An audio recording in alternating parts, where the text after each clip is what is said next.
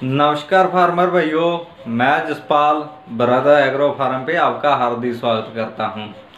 आज हम बात करेंगे कि पिग फार्मिंग पर लोन कैसे लें और इसके लिए हमें क्या क्या डॉक्यूमेंट की ज़रूरत पड़ेगी। इसकी मैं आपको आज पूरी जानकारी इस वीडियो में दूंगा। कृपया वीडियो को अंत तक देखें, वीडियो के साथ बने रहें। यदि आपको वीडियो पसंद आती है तो वीडियो को लाइक करें व चैनल को सब्सक्राइब करें, क्योंकि हम अपने चैनल पर पिग फार्मिंग से संबंधित वीडियो डालते रहते हैं। फार्मर भाइयों, यदि आप पिग फार्मिंग पर लोन लेना चाहते हो तो सबसे पहले आपके पास जो इम्पोर्टेंट डॉक्यूमेंट है और जो कंपलसरी डॉक्यूमेंट है वो होना चाहिए आपके पास ट्रेनिंग का प्रमाण पत्र।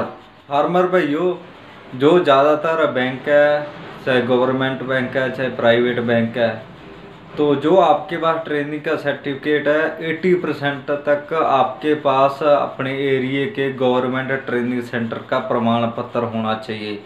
क्योंकि ज़्यादातर बैंक है जो यही डिमांड करते हैं कि आपने यहाँ से ट्रेनिंग ली है वो गवर्नमेंट ट्रेनिंग सेंटर होना चाहिए। और गवर्नमेंट ट्रेनिंग सेंटर हर एक ज़िले में, हर एक स्टेट पर अपना अलग अलग होता है।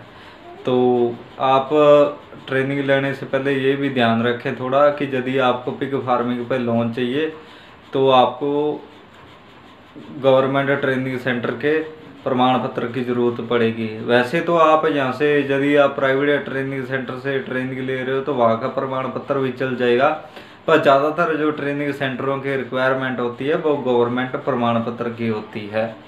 फार्मर भाइयों, ट्रेनिंग के प्रमाण पत्र के बाद आप अपने तहसील स्तर पर या ज़िला स्तर पर जो भी आपके वेटरनरी डिपार्टमेंट है, ठीक है जी, वहाँ पे आप जाइए।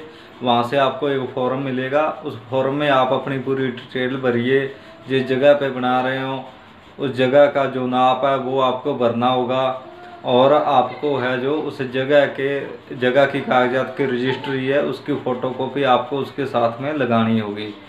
ये कागजात आप पूरे करके आप बैंक में जाओगे। बैंक में जाने के बाद और जो आपका लोन है वो अप्रूवल हो जाएगा। इसमें सबसे बड़ी बात आती है जो वो आती है कि यदि आप अपने वेटरनरी डिपार्टमेंट अधिकारी के पास जाते हो तो वो आप कई बार वो सर्वे करने के लिए भी आ जाते हैं, भी आप कहाँ पे बनवा रहे हो या आपके आसपास कोई बीमारी तो नहीं फैल सकती जहाँ आपका फार्म है, जो किसी रिहायशी बस्ती के नज़दीक तो नहीं है। इस बात का भी आप विशेष ध्यान रखेंगे। जो आपका फार्मर है वो कम से कम आबादी से 500 मीटर की दूरी पर होना चाहिए।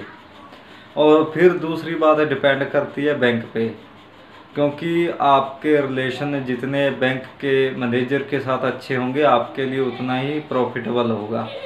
क्योंकि जब भी हम बैंक से लोन अप्लाई करते हैं तो ज़्यादातर मैंने देखा है कि 75 से 80% फाइलें हैं जो रिजेक्ट हो जाती है पिग फार्मिंग पे के लोन में।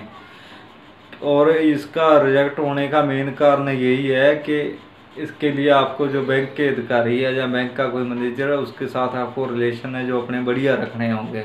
पिग फार्मिंग के लोन में फार्मर भाइयों, हर एक स्टेट की थोड़ी अलग अलग प्रक्रिया होती है, तो वो आप अपने वेटरनरी डिपार्टमेंट के अधिकारी से आप पता कर सकते हो। क्योंकि इसमें सिर्फ दो ही चीज़ों का रोल होता है, वो है वेटरनरी डिपार्टमेंट और आपका बैंक।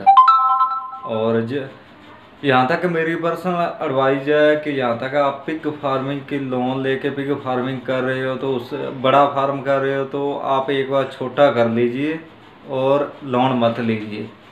क्योंकि लोन की किस्त है वो तो प्रत्येक मंथ आएगी और इनकम है थोड़ी पिग फार्मिंग में 7-8 महीने, आप मोटा मोटा साल मान के चलो कि साल के बाद आना स्टार्ट होती है। तो इसलिए कहीं ना कहीं आपको प्रॉब्लम आ सकती है। यदि फिर भी आप लोन लेके पिग फार्मिंग करना चाहते हो तो वो आपकी पर्सनल राय है, आप कर सकते हो।